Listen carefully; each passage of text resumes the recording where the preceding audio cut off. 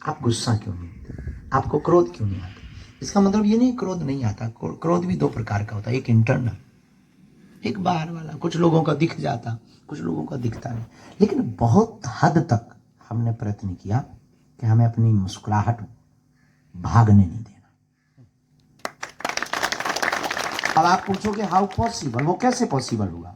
तो लोग हमसे पूछते हैं कि आप झंझलाते नहीं, आपके पास लोग इतना परेशान करने आते, आपको नहीं लगता मन ही मन कई बार आपको लगने लगता ये हमारे अधिकारी, हमारे बॉस हमारा हित नहीं चाहते, हमें छुट्टी नहीं दे रहे हैं, हमें ज़रूरत भी है? मन में कई बार ऐसा लगने लगता, कई बार विचार, फिर स्ट्रेस भी आता, फिर बहुत ज़्यादा एक आध कोई साथ में रहने वाला और शैतानी कर दे तो फिर और भड़बड़ा जाता शरीर।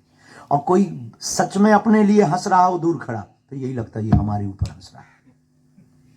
ये जो मन की गति है ये बड़ी खतरनाक है।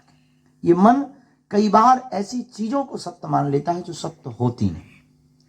तो स्ट्रेस मुक्ति का सर्वोत्तम उपाय, या तो आप यहाँ व्यस्त बहुत रहते पर 12 घंटे की ड्यूटी करके आया, 5 मिनट मेडिटेशन करिए, ध्यान। जरूरी नहीं आप हनुमान जी का करो, राम जी का करो, आप जिनको मानते अपने गुरु का ध्यान करो, अपने इष्ट का, आराध्य का। हमारे सरदार परंपरा से जो है वो अपने गुरु ग्रंथ साहब का, जिनका भाव बने। 5 मिनट आप ब्लैंक होकर के, एकदम ब्लैंक, खाली, कुछ नहीं सोचना, केवल ध्यान करो। अगर आप ओम का करो, प्रणव का, तो हमें लगता है कि आप देखेंगे 10 से 15 दिन में आपके जीवन में और आपकी बॉडी में बहुत फर्क पड़ रहा, आपके विचारों में बहुत फर्क पड़ रहा। कई बार शरीर जो आलस में, चिड़चिड़ापन में, आपके विचार बदलने लगेंगे और सुताई आपके अंदर हैप्पीनेस आने लगेगा और आप गाली में भी मुस्कुराने लगेंगे। कोई उल्टा भी बोलेगा तब भी मुस्कुराएंगे। स्ट्रेस मुक्ति का सर्वोत्तम उपाय है ध्यान, मेडिटेशन।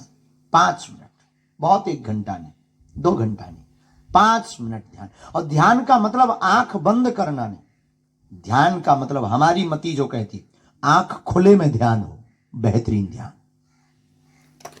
आंख खुली रहे और अपने आप को, हम, मैं कौन हूं और इस पृथ्वी पर क्यों आए।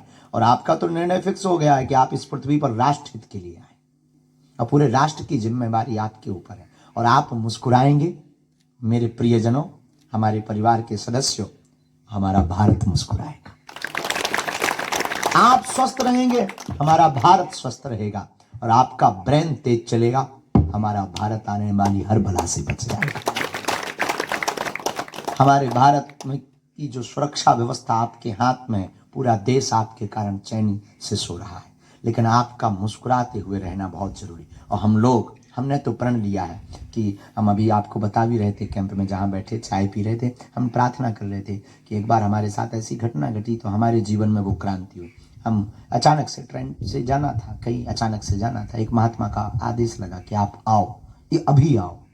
हम किसी शहर में कथा कर रहे थे, वहाँ से हमने रेलगाड़ी पकड़ी, रेलगाड़ी पर बैठे तो कुछ कोटा ऐसे होते हैं जो तुरंत टिकट मिल जाते हैं, पर उस दिन किस्मत की बात कि हमको नहीं मिली।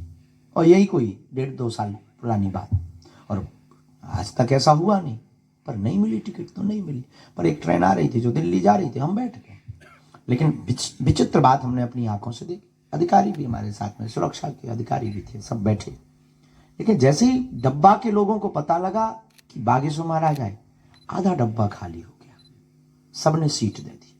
हमें खुशी हुई, अच्छा है, संतों का सम्मान किया, हमने धन्यवाद दिया, हमने सबको कहा आप लोग बैठो, हमको केवल एक सीट बैठने की चाहिए, किसी के भी साथ हम शेयर करें। लोग बोले नहीं नहीं नहीं, कुछ लोग नीचे बैठ गए, छोड़ दी, बैठे सब। लेकिन तब तक हम जब बाथरूम तरफ गए तो जो हमारे भीतर क्रांति घटी, वहां पर 2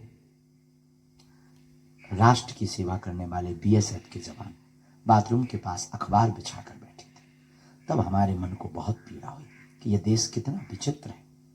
एक कोई अभिनेता या कोई व्यक्ति उस बोगी में बैठ जाता है तो बोगी खाली हो जाती है, और सबसे बड़ा अभिनेता इस देश का हीरो कई महीनों बाद अपने घर पर परिवार से मिलने आता है, उसको एक सीट तक शेयर नहीं होती है। उस दिन हमने प्रण लिया था कि अब जो भी होगा हमारे जीवन में, हम कुछ ना कुछ अपने शब्दों से भारत के लोगों को मोटिवेट करेंगे।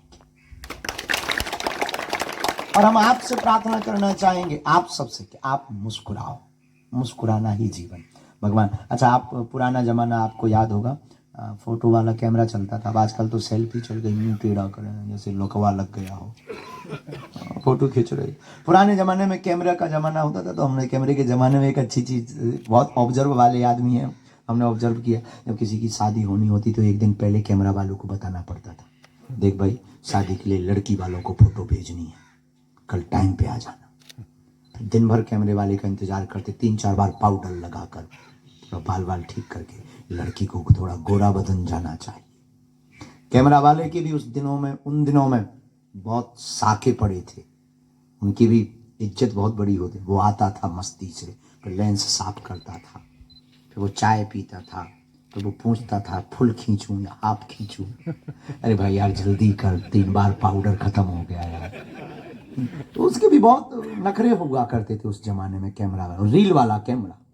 फिर वो कहता था ठीक है खड़े हो जाइए, हम फिर तुरंत खड़े हो जाए।